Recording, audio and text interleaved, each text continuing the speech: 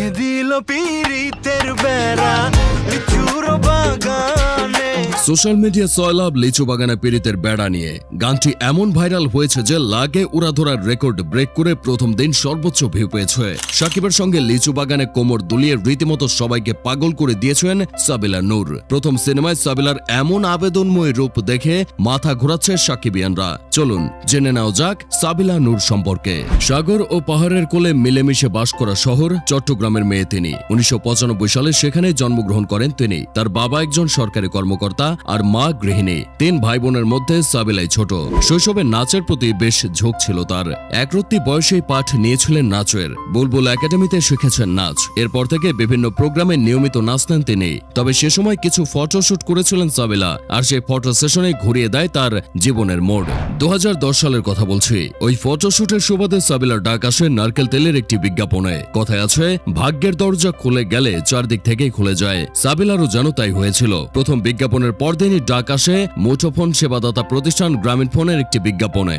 বেশ প্রশংসিত হয় বিজ্ঞাপনটি। সেই সঙ্গে সারা শহর ছেয়ে যায় সাবিলার ছবিযুক্ত বিলবোর্ডে। ফলে রীতিমতো তারকা বনে যেতে মোটেই সময় লাগেনি তার। ফলে নির্মাতাদের দৃষ্টি আটকে যায় সাবিলায়। একের পর এক নাটকের প্রস্তাব আসতে থাকে, কিন্তু সবাইকে হাসি মুখে ফিরিয়ে দিচ্ছিলেন তিনি। কেননা অভিনয়ে থিতু হবেন এরকম ইচ্ছা তখনও ছিল না। সাবিলার এই সংকল্প ভাঙেন নির্মাতা রেদওয়ান রনি। একে একে সব নির্মাতাকে যখন ফিরিয়ে দিচ্ছিলেন, তখন একদিন রনি এসে দাঁড়ান সাবিলার দুয়ারে। ইউটার্ন নামের একটি নাটকের প্রস্তাব নিয়ে গিয়েছিলেন তিনি। এবার আর না করতে পারলেন না সাবিলা। গল্প পড়ে ভালো লাগায় সানন্দে রাজি হয়ে গেলেন।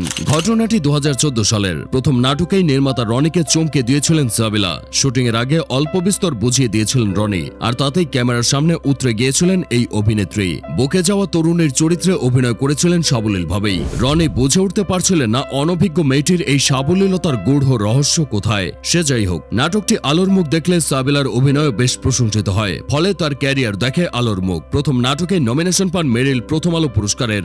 এরপর সাবিলা অভিনয় করেন মাঙ্কি বিজনেস নামের একটি নাটকে।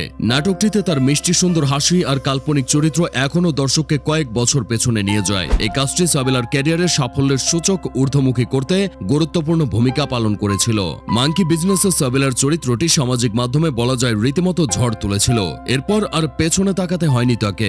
একদিকে পাল্লা দিয়ে বাড়তে থাকে ব্যস্ততা, এদিকে সাবিলা যে অভিনয় করবেন তা তার পরিবারের সদস্যদের কাছেও ছিল অকল্পনীয়। ব্যাপারটি ভাবতেই পারছিলেন না তারা। বাধা না দিলেও মেয়ে এ পথে থেকে ফিরে আসুক এটাই চাইছিলেন। কিন্তু চোখের সামনে যখন রাতারাতি তারকা খ্যাতি পেয়ে গেলেন সাবিলা, বাইরে বের হলেই ভক্ত অনুরাগীরা ঘিরে ধরা শুরু করলো। তখন আর আপত্তি করেননি তারা, বরং পরিবারের ছোট মেয়ের এই সাফল্য দেখে পুলকিতই হয় বলা চলে। এ পর্যন্ত অসংখ্য নাটকে অভিনয় করেছেন সাবিলা নূর, তবে কখনো স্রোতের জোয়ারে গা ভাসায়নি। প্রতিটি নাটকে গল্প ও নিজের চরিত্র পর্যবেক্ষণ করে তবেই নেমেছেন শুটিংয়ে। ফলে তার ক্যারিয়ারে উল্লেখ করার মতো অসংখ্য কাজ যুক্ত হয়েছে।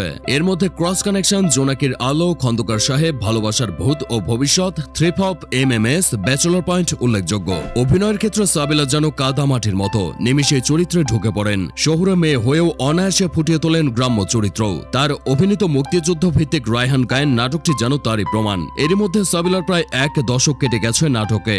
নাটকের গণ্ডি পেরিয়ে সাবিলা নূর নাম লিখেছেন OTT মাধ্যমেও। গোলাম মামুন ওয়েব সিরিজে অপূর্বর বিপরীতে দারুণ অভিনয় করেছেন তিনি। আর এবার তো ঢালিউড মেগাস্টার সাকিবের সঙ্গে মিলে সিনেমা হলে তাণ্ডব চালাতে আসছেন।